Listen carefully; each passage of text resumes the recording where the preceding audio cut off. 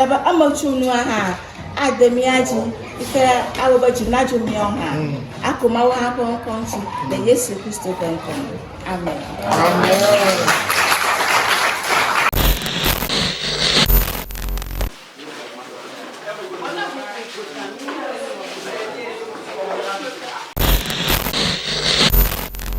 Egba deka Frederick Tete ikenye edumavi alo anglovi digital dumotoreka enyameke ejagba wonu na tohiare ne suku deka evaro ikele angloga district ma enye wona tohiare ike enoji le angloga ike Everlove TV ejagba eyida afuma akponu ya tepe ike ejagba wonu na ya ne suku vi okude alike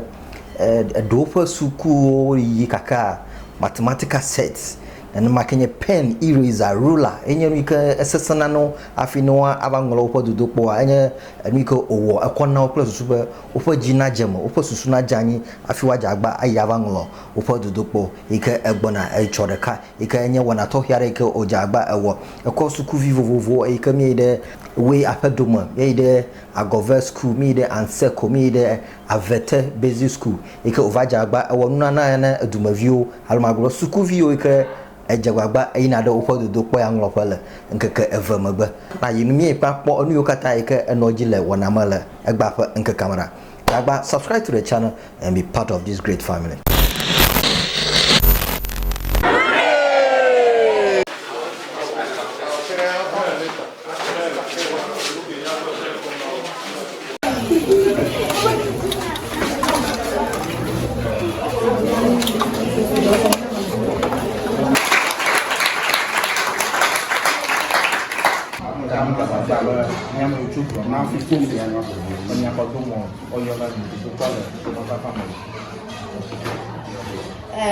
Le maun se katatalanto konkoma ajuji namba idia mi goma pon le nana ya oma enya manu veve abale nala obule na ba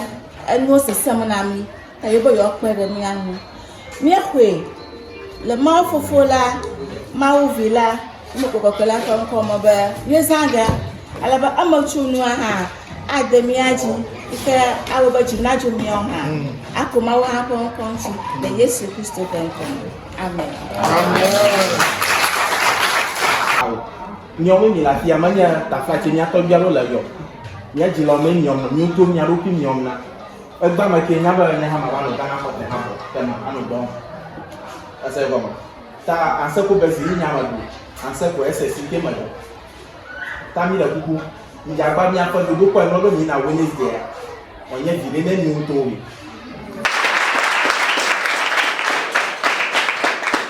Revelia enye mathematical test. Alaba envio na ma compact level for. And yana ba ti both science and math. Afi straight through yang yana le. Yo ankonye Frederick Tete angloga fi jiji manya. Alaba togbinya cho agova vuma. Mama nya cho angloga la shibi. Nyatepe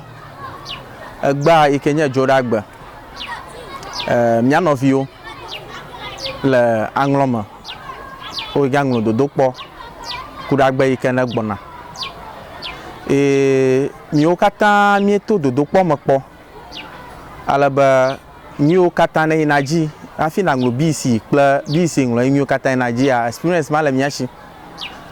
jigara anyana ekoklavu hafi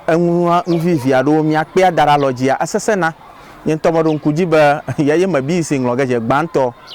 pencil kla eraser kla anyang sesa afi makpe kokko yide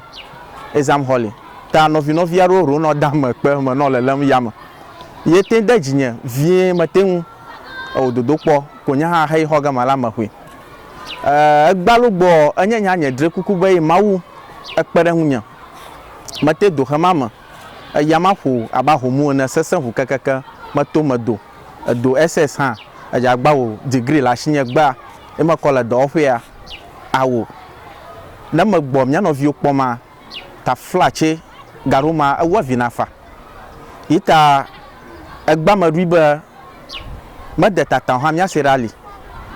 mako maset mi okanyanwu o maton yana la dodo kpo ngongloma maset straight ruler kpakple pen eŋua me tɔ ma hiãna vevie le dodokpɔ ŋlɔ yi me ta me dze agbagba enye nye dre kuku be makɔe no mía nɔviwo support mi ke ƒe ya ma me dze gɔme yi ta me target sukuviwo abe 1000 ene gake meteŋ sɔ ɖe dzi nenema ɖe eŋua ƒe sese ta me dze agbagba kpo 250-30 ekɔ support mía nɔvia ɖewo le sukua ɖewo menye sukuawo katã le aŋlɔga municipal gake míedze gɔme tso woe akplɔbɔ dzi ale be míeva anseko basic va gɔve basic fifia míeva wu nu ɖe aŋlɔga avete kɔ enye nye mɔkpɔkpɔ be ne ale ke meɖui be míawo sɔhɛwo ke edodom tso ŋlɔ me va le teƒe aɖe dɔ ma me ka ɖe dzi be xeya ɖeɖe dza anye wo cap call na mi be míava no mía nɔviwo support le dodokpɔ ŋlɔ yi yɔm yi ta yi me dze gɔme fia menya be nɔvia ɖo le afi aɖe wo egale si wo si wu nye hã wo vava ge agava kpe ɖe mía ŋutsu nesi ya yi ke gbɔna yi ta me gbagba le sia de gbe da asia na mo be wo me yiwo katã ŋkɔ nye sem wotsɔ aŋlɔ me kɔa mi dze gbagba mía nɔviwo mía kpe ɖe ŋuti míawo to mínya be ʋawɔ gbalẽnyalɔ míenye gake míaƒe sukudenye wo va to yim ta leke míawɔ akpe ɖe ɖeviawo ŋu ŋua wòle be míade tome fia be sɔhɛwo ke tso aŋlɔ me ne míava kpe ɖe mía nɔviwo ŋuti kple su be sukudenyewo nagatsɔ fɔ ita gba ye meɖui eko ŋuawo va ne ɖevia eɖewo koa meka ɖe dzi be akpe ɖe ŋuti no yi ɖe exam hall la mo hiahiã ge ne ŋu vivi mɔwo yi ke anye distract na ɖo fuɖeɖe alo nye kuhe na wo ita woe be woyi ɖe nane ŋlɔ ge be wobe mo yi ɖe eŋlɔ ƒo meka ɖe dzi be akpe ɖe heyawo ŋu gbɔ eƒe dodo mekpɔ tso ŋua meka dzi be anye rase nyui aɖe adogo ta heyawoe nye nyuiwo ke mede tome gbɔ ke míaganɔ mɔ kpɔm ne bubuawo eƒe yi ne gbɔna lo